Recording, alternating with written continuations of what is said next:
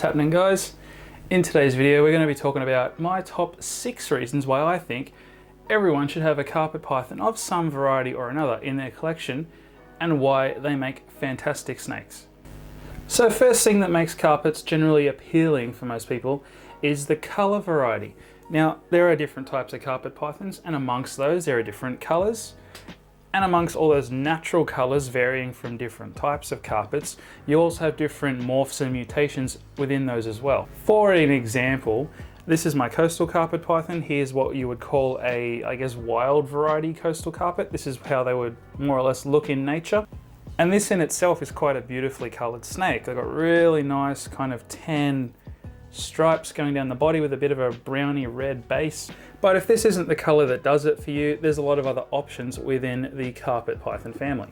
But if the coastal carpet's not the pattern for you, you could go with maybe a Centralian carpet or a Darwin carpet. You can go with jungle carpets, which what these two are. That's a naturalistic variety. And as an example of just the variety amongst one species, that is a zebra jungle. Zebras basically have thinner stripes that are much closer together compared to the more naturalistic variety. You can also get these in an ivory color, which is black and white. Or if you wanted something even a bit more eye-catching than even a jungle, you could always go with a jag. So jags come in lots of different varieties. This one is a bumblebee jag, where this one is what we call a caramel jag. So there are lots of different varieties of jags, and there's many different options in terms of coloring.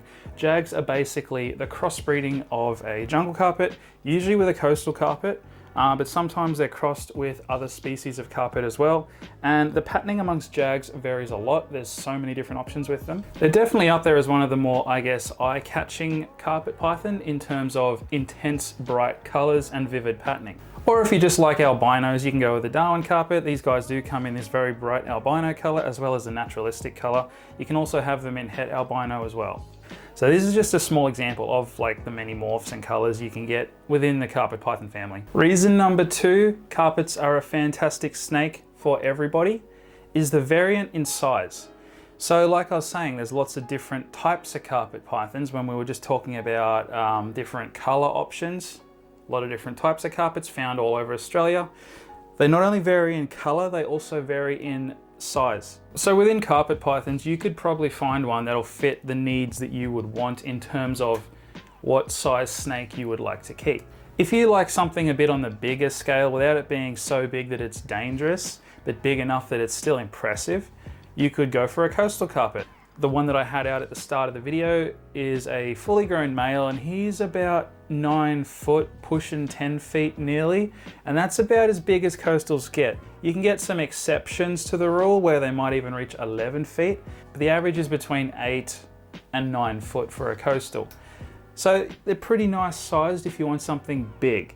If you wanted just a slight step down from that, you could go for a Darwin carpet or a Centralian carpet. They tend to stick more around the like 7 to 8 foot sort of size on average. Or if you wanted to go a bit smaller again, you could go for a jungle carpet or a jag of some sort. Jags and jungles tend to stay a bit on the smaller side, usually around 4 to 5 feet long, maybe 6 for like some exceptions. So regardless if you want a smaller python or something a little bit bigger, there's more than likely a variety of carpet python to fit your needs there. Reason number 3 why I think carpet pythons should be in everyone's collection is they're just a bulletproof snake, and their setup's not that difficult as far as snakes go. Generally, as long as you set them up correctly, and it's not an overly difficult setup as far as snakes go. I'm not going to go into detail on that. If you wanted to, I guess, learn about their setup, I did do a video on the care of Darwin carpets and the various other species of carpets on my channel. You can go back and watch those. But generally their setup's not that complicated, and the snake themselves is a pretty resilient snake. They're not that prone to illnesses.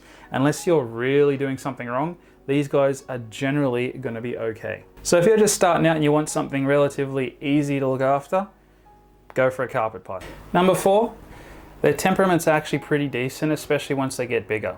Now, contrary to popular belief, carpet pythons, I guess, are notoriously known for being snappy. Now, I'm not saying that's not true. It's just not applied to carpet pythons throughout their whole life. And it's kind of a case-by-case thing too. So generally I've found when they're hatchlings, you get some hatchlings, not all, but some. You get some hatchlings that might be on the snappy side. This is always generally temporary. As they get older, especially if you handle them, they tame out really well. Like my big boy here, super calm snake. All the other snakes I had out in this video, super calm. Some of these snakes I've had in this video were snappy when they were younger. It doesn't take long to change that. All you gotta do is handle them when they're little. You take a few bites, but they're tiny, it doesn't hurt. And as they start to grow, they just lose that edge and they become actually really chilled out, mellow snakes. Number 5, they're a very interactive and fun snake to handle. So carpet pythons being arboreal, or at least semi-arboreal, depending on what type you have, they're gonna wanna climb all over you. They're basically gonna treat you like a jungle gym and climb all over you. And being a rather inquisitive snake as well, they're gonna have a little bit of personality when you're interacting with them. They're very curious and active. So they're kind of fun to just take out and have some fun handling. Number 6, carpet pythons are fantastic feeders. They almost never refuse food. Now this, I guess, is a good thing for most people unless an aggressive feeding response turns you off your pet snake. Generally though, you want a snake that's gonna eat all the time. It's just one less thing to worry about. I see so many people worrying that their snake's not eating because so many snakes will go off their food during certain times of year, and sometimes they might go off their food for months and months at a time. And especially for beginners, this is something that most people worry about. With your carpets, it's just one less thing that comes up that is going to worry you, because for the most part, they're not going to refuse any sort of feed. They're very aggressive feeders. They'll take most options of food. They'll take mice, rats, or quail most of the time. It is rare I see a carpet that only likes one particular type of frozen thawed food item. Most of them will take anything you give them as long as it's either a rodent or a bird of some sort. They'll take it. I have heard of the odd occasion where someone's had a carpet that only would eat mice and it wouldn't eat rats or quail or anything else. But generally, they'll take whatever you give them and they'll take their food all year round.